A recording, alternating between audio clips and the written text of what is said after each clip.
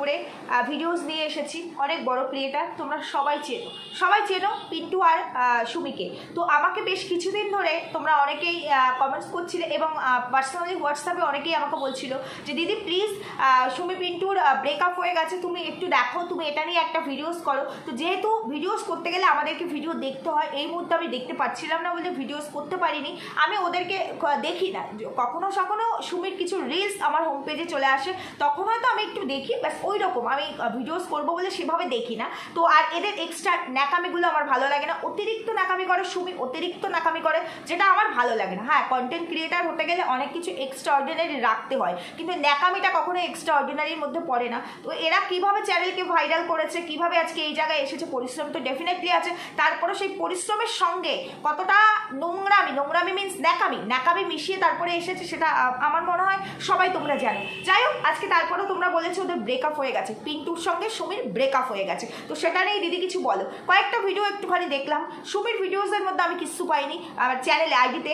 তো তারপর পিন্টুর চ্যানেলটিকে দেখলাম, যেহেতু তোমরা আমাকে লিঙ্কও পাঠিয়ে দিয়েছিলে, তো সেখান থেকে গিয়ে আমি দেখলাম ওদের চ্যানেল আমার সাবস্ক্রাইব করা ছিল না। তো সেখান থেকে গিয়ে পিন্টুর কিছু রিলস দেখলাম, লং ভিডিওতে কিছু পাইনি, রিলসের মধ্যে দেখলাম হ্যাঁ ব্রেকআপ হয়ে গেছে, সেটা নিয়ে বড় কিছু বলছে। চলো সমস্তটা নিয়ে আমি আজকে ভিডিও করবো, খুব বেশি বড় ভিডিও করবো না, ছোট্ট একটা ভিডিওস দিয়ে করবো। তার আগে একটু ইন্ট্রো দিয়ে নিই। Hello my lovely viewers, welcome back to my channel Dimpi lifestyle. বন্ধুরা আমার সাথে থেকো, পাশে থেকো, চ্যানেলটিকে সাবস্ক্রাইব করো, লাইক কমেন্ট শেয়ার করো। তাহলে চলো ভিডিওর মেন পার্টে যাওয়া যাক।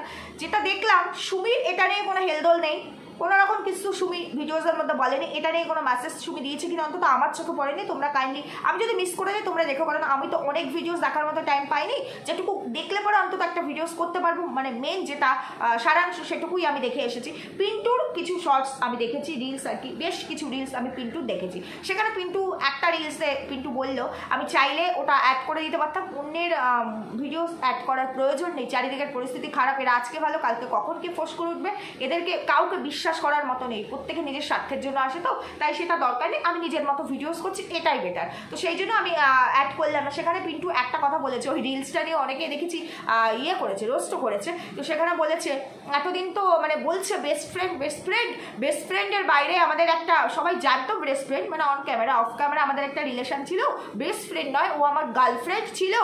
তো আজকে আমাকে বেস্ট ফ্রেন্ড বলছে কারণ সে হয়তো অন্য কাউকে পেয়ে গেছে। এবং দেখবে কেউ যদি কষ্ট পায়, কাউকে ভালোবেসে, আমি মানে আঘাত পেয়েছি, আমাদের ব্রেকআপ হয়ে গেছে, মন থেকে ভালোবেসেছি, তখন তুমি ঠিক কতটা ভেঙে পড়বে। এবার তুমি যখন সেটা কারোর সামনে বলতে যাবে, তুমি যখন প্রেজেন্ট করবে তোমার এই কষ্টটা, ফিলিংসটা, তখন না তোমার ভেতর থেকে সেই কষ্টের ফিলিংস তোমার মুখের মধ্যে ধরা পড়বে, কথায় ধরা পড়বে। পিন্টুর কথাগুলো যেগুলো শুনলাম, হাসছে আর বলছে, ওর মধ্যে কোনো কষ্টের ছাপ তোমরা পেয়েছো। আমি তোমাদেরকে এখানে দুটো কথা শুধু বলবো।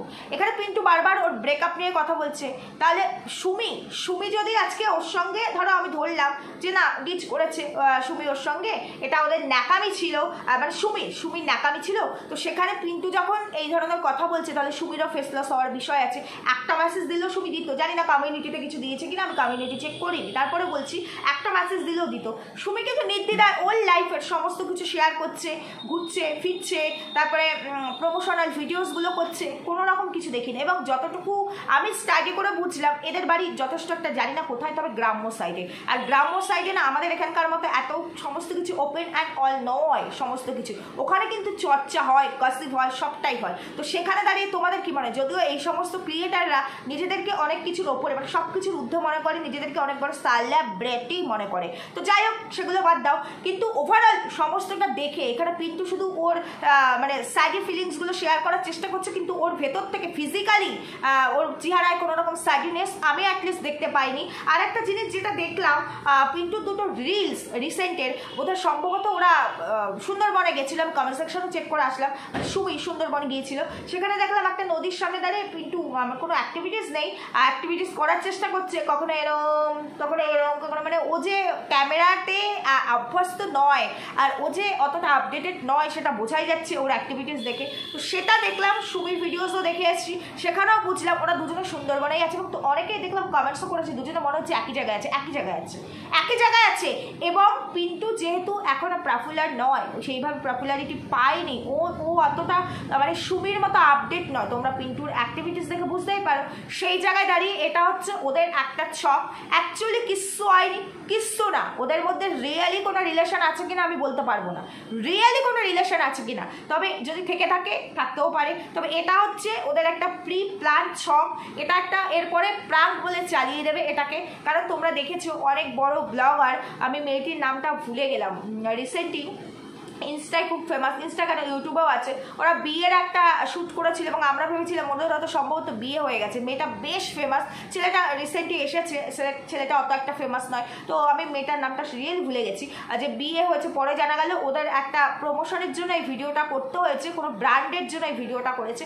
তখন কিন্তু ওদের সমস্ত বিয়ের যা যা সব রিচুয়ালিটি সমস্তটা আমরা ভেবেছিলাম বিয়ে হয়েছে, কিন্তু পরে আলটিমেটলি পরে জানলাম যে না, এটা বিয়ে না। মানে বিয়েটাও যদি একটা ব্র্যান্ড প্রমোশনের জন্য করে থাকে, তবে সেটা নিশ্চয়ই ভিউয়ার্সদেরকে বলা যায় যেটা আমরা প্রমোশনাল শ্যুট করছি, না সেটা নয়। ভিউয়ার্সদেরকে ওরা সবসময় অন্ধকারে রেখে নিজেদের ইনকাম করতে চায়, মানে চুষে খাওয়া যেটা বলে। তো এদের এই সমস্ত কন্টেন্ট ক্রিয়েটারদের এটাই হচ্ছে উদ্দেশ্য। তো এই সুমি আর পিন্টুর ক্ষেত্রেও সেম ব্যাপার, ওরা এরপরে এটাকে প্রাঙ্ক বলে চালিয়ে দেবে হয় এটা। আর যদি মানে রিয়েলি কোথাও গিয়ে আমার 1%ও মনে হচ্ছে না, তারপরেও যদি ধরে নিই যে না ডিচটা সত্যি সুমি করেছে, কারণ ও তো যেহেতু ফেমাস, ও ভালো কিছু পেতেই পারে, তো সেই জায়গায় দাঁড়িয়ে যদি এটা হয় তাহলে ও পিন্টুর থেকে অ্যাডভান্টেজ নিয়েছে, শুধুমাত্র অ্যাডভান্টেজ। কারণ পিন্টু যে আপডেটেড নয়, যেহেতু গ্রাম্য পরিবেশে গ্রামের ছেলে চাষাবাদ করে, সম্ভবত দীঘার ভিডিওটা আমি দেখেছিলাম, তো সেখান থেকে যতটুকু বুঝলাম জমি লিজে ফিজে নিয়ে চাষবাস করে, তো বুঝতেই পারছো সেখান থেকে দাঁড়িয়ে। আর এই সমস্ত যারা এই যে সুমি যে বলছি, এদের তো ন্যাকামি জানোই, আর এরা নিজেদেরকে অনেক বড়সড় মনে করে, তো সে জায়গায় দাঁড়িয়েও পিন্টুর থেকে অ্যাডভান্টেজ নিয়েছে, নিজের ভিডিওসের সাথে হয়তো অ্যাডভান্টেজটা নিয়েছে। হয়তো পিন্টু অতটা মানে আপডেট নয়, তো মানে ফরওয়ার্ড যাকে বলে, ফরওয়ার্ড নয়, কিন্তু তারপরে হয়তো এই মানে টেক রিলেটেড কিছু হয়তো জানে, ইন্টারনেট রিলেটেড কিছু হয়তো ভালো জানে। ওর চ্যানেলটা সেভাবে ও একটু গ্রোথ করিয়ে নিল পিন্টুকে হাতিয়ার করে। কারণ একটা জিনিস দেখবে, ছেলেরা না ম্যাক্সিমাম ক্ষেত্রে না মানে মন দিয়ে সবটা ভাবে, মানে সব ছেলের কথা বলছি না, ক্যারেক্টার লেস যারা হয় তাদের বিষয় আলাদা, তারা সব কিছু তো ক্যারেক্টার লেসের পরিচয় দেবে, কিন্তু একটা ছেলে আর একটা মেয়ের মধ্যে একটা ডিফারেন্স থাকে। মেয়েরা যেখানে যে কোনো কিছু বুদ্ধি দিয়ে মাথা দিয়ে বিচার করে, আর সহজে মোল্ড হয় না কিন্তু মেয়েরা। তবে কিছু কিছু মেয়ে মানে যারা অ্যাডভান্টেজ নিতে চায় তাদের কথা বলছি, তবে ম্যাক্সিমাম ক্ষেত্রে মেয়েরা কিন্তু মানে ওই ব্রেনের থেকে মন থেকেই মানুষের জন্য মানে আন্তরিকতাটা বেশি থাকে, কিন্তু তারপরেও ছেলেরা কিন্তু একটু বেশি মোল্ড হয়ে যায় মেয়েদের কাছে। তো সেই জিনিসটাই হয়তো সুমি করেছে। কারণ দেখবে একটা ছেলে বিয়ের আগে তার যে ভালোবাসার মানুষটি থাকে, তো তার জন্য সব করতে পারে, তুমি আমার সব, তোমার জন্য আকাশের সূর্যটাকেও এনে দিতে পারবো, কিন্তু যখনই বিয়ে হয়ে যায় তখনই টেকিং ফর গ্রান্টেড করে। আর একটা মেয়ে বিয়ের আগে ওই ছেলেটাকে ওই মনে করে ঠিক আছে অপশানে রাখলাম, মানে এখনকার জেনারেশন ওয়াইজ আমি বলছি, কিন্তু বিয়ের পরে ওই মেয়েটার কাছে ওই ছেলেটা, তার সংসার, তার সন্তান সমস্ত কিছু হয়। এটা হচ্ছে এই দুটো ডিফারেন্স। এই জন্য মেয়েরা বিয়ের পরে কাঁদে আর ছেলেরা বিয়ের আগে কাঁদে, দেখবে এটা একটু মিলিয়ে নেবে, ভুল কিছু বললাম না, এই জেনারেশন ওয়াইজ বলছি কথাগুলো। যাই হোক, তো এটা আমার ওভারঅল যতটুকু আমার মনে হয়েছে, পুরো বিষয়টা প্রাঙ্ক ডিচ করেছে বলে আমার মনে হচ্ছে না, পুরো বিষয়টা হচ্ছে প্রাঙ্ক। পিন্টুর চ্যানেলটিকে তোলার জন্য, ওর চ্যানেলটিকে ভাইরাল করার জন্য এটা সম্পূর্ণ একটা প্রি প্ল্যান চলছে। কারণ তা না হলে যখন ব্রেকআপ হয়ে গেছে, পিন্টু যেখানে বলছে যার কারণে আমি 15,000 কিলোমিটার দূরে এসেছি, মানে সুন্দরবনে যে গেছে, ওই টাইপটা তো সুমিও সুন্দরবন, পিন্টু মুখে বলেনি কিন্তু সুন্দরবন, কিন্তু লোকেশনগুলোকে তোমরা দুয়ে এক জায়গায় করো, দুটো লোকেশন কিন্তু একই জায়গা, একই নদী, একই জায়গা। তো ওই অন ক্যামেরায় ধরা দিচ্ছে না দুজন একসাথে, অফ ক্যামেরা দুজন একসাথেই আছে। আর তোমাদের কি মনে হয়, একটা মেয়ে দীঘা গেল, দীঘাতে অনেকেই গেছিল, আমরা দেখেছি ওই টাইমে, ওরা যখন দীঘা গেছে 1 মাস আগে, তো ওর সঙ্গে আরও বেশ কিছু ক্রিয়েটার্সরা ছিল ওখানে, তো তারা সবাই মিলে ওরা দীঘা গেছে, তো সেখানে এই পিন্টুও ছিল। আচ্ছা, আমি একজন ক্রিয়েটার, আমি ইনকাম করছি, যারা ক্রিয়েটার নয়, ধরো যারা ভালো জব করে, চাকরি করে, অনেক বড় বড় পোস্টে, তারা হয়তো এই ক্রিয়েটারদের থেকে অনেক বেশি টাকার স্যালারি পায়, অনেক বেশি সম্মান, অনেক বেশি না।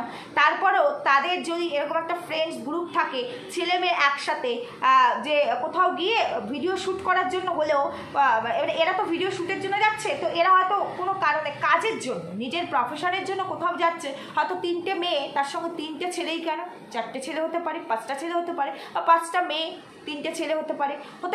তো সেরকম জায়গায় গেলেও কোনো না কোনো গার্জিয়ান তাদের সাথে যাবে, কোনো ফ্যামিলির তরফ থেকে কোনো স্পেশালি মেয়েগুলোর ফ্যামিলির তরফ থেকে একটা গার্জিয়ান যাবেই।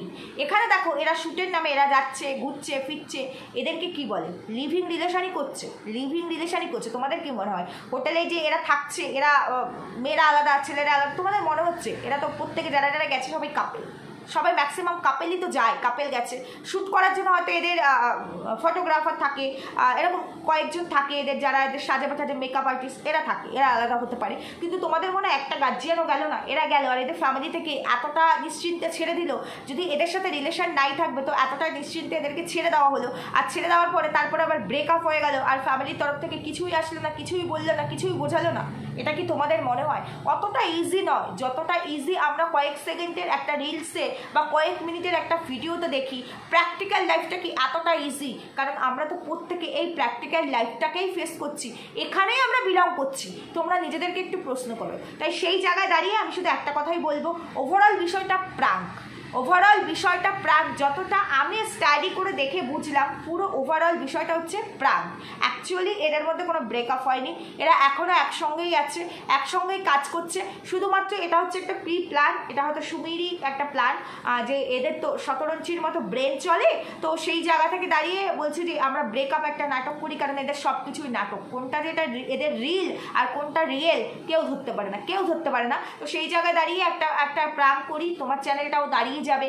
কারণ ওই জমি জায়গা দিয়ে তো সেরকম কিছু করা যায় না, কারণ এরা ওই ভিডিওর মারফত যে পরিমাণ টাকা পেয়ে যায় হাতে, যে লাইফ এরা পেয়ে যায়, জীবনে কখনো কল্পনাও হয়তো করতে পারিনি। হ্যাঁ অবশ্যই ডেফিনেটলি পরিশ্রম তো করে, পরিশ্রম করে শ্যুট করতে হয়, এডিট করতে হয়, তো এগুলো তো আছেই। তবে করলেও এটা একটা শর্টকাট পথ নয়। পড়াশুনো করে কষ্ট করে ডিগ্রি মানে হাতের মুঠোয় ডিগ্রি এনে, মানে ডিগ্রি পেয়ে তারপরে ওই 10,000, 20,000, 25,000 টাকার স্যালারিতে ওই খেটে আর কি 18 ঘন্টার খাটনি, 18 ঘন্টা না হলেও 10-12 ঘন্টার একটা খাটনি, ওই যাতায়াত করা, তারপরে এতটা পরিশ্রম করে তারপরে ওই টাকাটা স্যালারি হিসাবে পাওয়ার চাইতে আমি 24 ঘন্টার মধ্যে যদি আমি ওই 18 ঘন্টা ভিডিওর মধ্যে খাটি, আমি যদি লাখ লাখ টাকা পাই, আমার একটা ফেম তৈরি হবে, পপুলারিটি বাড়বে, প্রচুর কিছু অ্যাচিভ করে নিতে পারবো, অনেক কিছু নিজেকে সেলিব্রিটি মনে করতে পারবো, অনেক জায়গায় শ্যুট করতে যেতে পারবো, তাহলে এটা অনেক বেশি মানে স্বপ্ন পূর্ণ হওয়ার মতো নয়? দেখবে আমরা যখন ছোট থাকি, যখন আমরা ওই টিভিতে সিরিয়ালগুলো দেখতাম, যখন ছোট ছিলাম, সিনেমাগুলো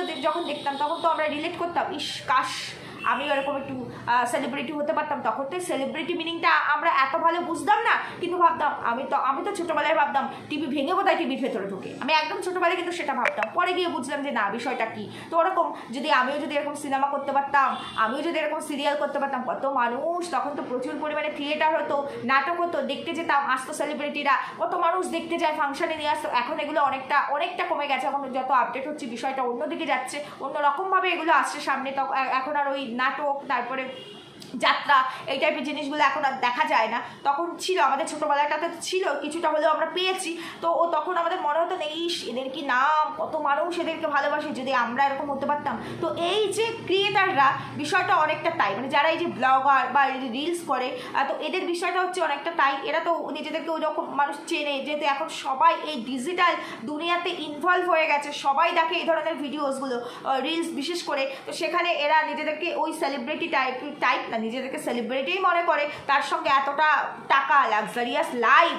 কারণ ওরা মানে ম্যাক্সিমাম ক্ষেত্রে দেখবে যারা করে খুব ভালো ফ্যামিলি থেকে, যাদের ধরো অনেক অর্থ আছে, পয়সা আছে, তো তারাও অনেকে করে না যে তা না, কিন্তু তারা কিন্তু এক্সট্রা অর্ডিনারি তাদের দেখতে পাবে না। যেমন ধরো ইনসাইড আউট আছে, তারপর প্রবাসে ঘরকন্যা আছে, এরাও কিন্তু ভিডিও করে, এরা কিন্তু মিলিয়ন ভিউজ পায়। কিন্তু এদের নিয়ে কন্ট্রোভার্সিয়াল, বিশেষ করে প্রবাসী ঘরকন্যা, একে নিয়ে কন্ট্রোভার্সিয়াল টপিক্স থাকে না, এও কিন্তু ভিডিওস করে। তো এরা এক্সট্রা অর্ডিনারি ন্যাকামি এগুলো দেখবে না, কিন্তু এদের দেখতে পাবে, কারণ এরা মানে উঠে আসে মানে একটা জায়গা থেকে, যাদের অনেকটা থাকবে সেখান থেকে উঠে আসবে, তারা জিনিসটা বোঝে, তাই তারা না ওটার জন্য এত আকাঙ্ক্ষা থাকে না যে আমাকে শর্টকাটে অনেক পেতে হবে। তো এদের বিষয়টা হচ্ছে তাই, যার কারণে এরা নিজেদেরকে অনেক বড় মনে করে, আর সেই অনেক বড় মনে করেই এদের কাছে রিল আর রিয়েল দুটো এক হয়ে যায়। এরা নিজেরাও একটা সময় এসে বোঝে না এদের প্র্যাকটিক্যাল লাইফ কোনটা আর কোনটা আর্টিফিশিয়াল, এরা নিজেরাও বুঝতে পারে না। বুঝতে পেরেছো? যাই হোক, ওভারঅল এটুকুই ছিল আমার আজকের ভিডিওতে। আমি যতটুকু বুঝেছি সেটা নিয়ে আমার প্রেডিকশন বলতে পারো, আমার অ্যানালাইসিস। ভুল বললাম না ঠিক বললাম জানিও। প্রত্যেকে সুস্থ থেকো, ভালো থেকো, দেখা হবে পরবর্তী ভিডিওতে। টাটা।